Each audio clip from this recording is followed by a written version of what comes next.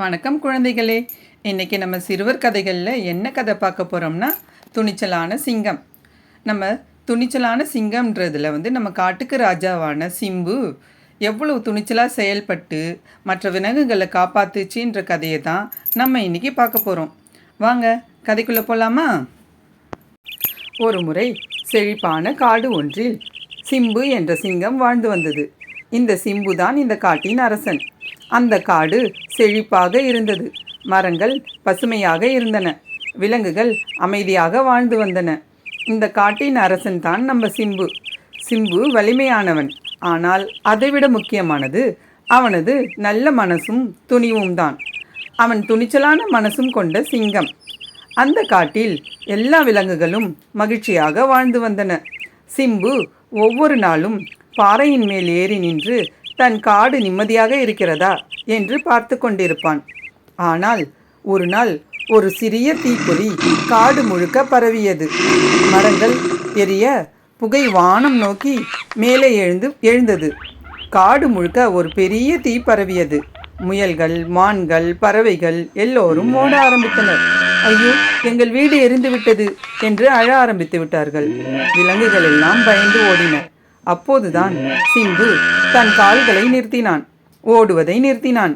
சிம்பு மட்டும் ஓடவில்லை. அவன் பெருமூச்சு விட்டான். நான் ஓட மாட்டேன், என் காட்டை நான் காப்பாற்றுவேன் என்று முடிவு செய்தான். இது என் காடு, நான் காப்பாற்றுவேன் என்று கூறினான்.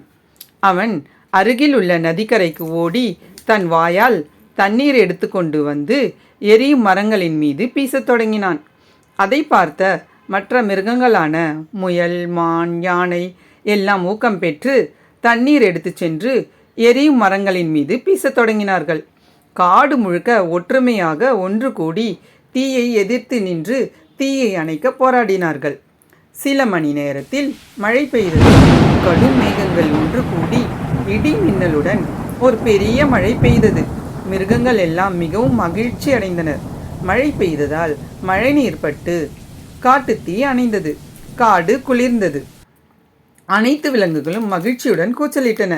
நம்ம சிம்பு சிரித்து கொண்டே, அரசன் என்பவன் ஆளும் சக்தியால் அல்ல, துணிச்சலால் தான் நிலைத்து நிற்க முடியும் என்று கூறி பாறையின் மேல் ஏறி நின்றான். அந்த நாள் முதல் காடு முழுக்க சிம்பு துணிவின் அடையாளம் ஆனான். அவனை பார்த்து மற்ற விலங்குகளும் துணிவு என்றால் என்ன என்று கற்றுக்கொண்டன. என்ன குழந்தைகளே, உங்களுக்கு இந்த துணிச்சலான சிங்கம் கதை பிடிச்சிருக்கா? எந்த காரியத்தையும் நம்ம துணிச்சலாக செஞ்சோம்னா 100% வெற்றி நமக்கு நிச்சயமாக கிடைக்கும். அதுதான் நம்ம இந்த துணிச்சலான சிங்கம் என்ற கதையிலேருந்து நம்ம இன்றைக்கி தெரிஞ்சுக்கிட்டது. இந்த கதை உங்களுக்கு பிடிச்சிருந்ததுன்னா லைக் பண்ணுங்கள், ஷேர் பண்ணுங்கள். இதே மாதிரி நிறைய கதை வேணும்னா என்னோடய சேனலை சப்ஸ்கிரைப் பண்ணுங்கள். மறுபடியும் நாளைக்கு ஒரு கதையை சந்திப்போமா குழந்தைகளே? நன்றி, வணக்கம்.